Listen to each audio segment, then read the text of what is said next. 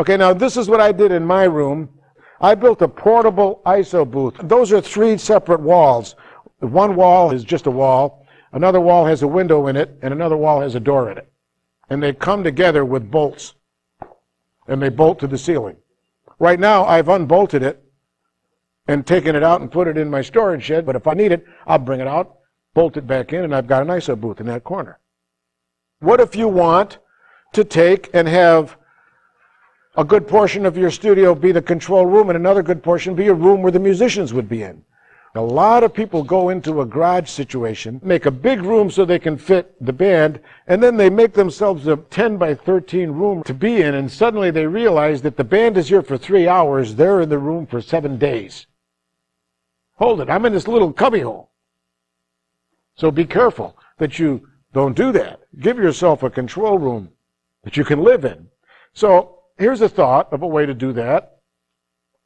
Divide it so that you're messing with your parallel walls. You don't want parallel walls if you can help it. Now you've got, on the bottom is the band room and on the top is the control room.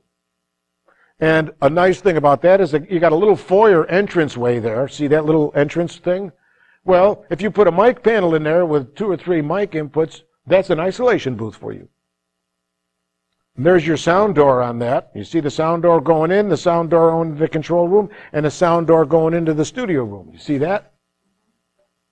So now you've got a halfway decent control room with an ISO booth and a halfway decent studio room.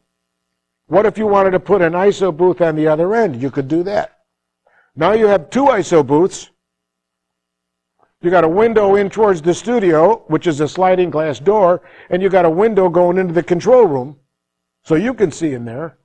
And you've got an ISO booth that you can put a saxophone player in, the other ISO booth you can put the vocalist in the main room you can put the band, the rhythm section in, and you got everybody isolated, everybody doing whatever you want them to do.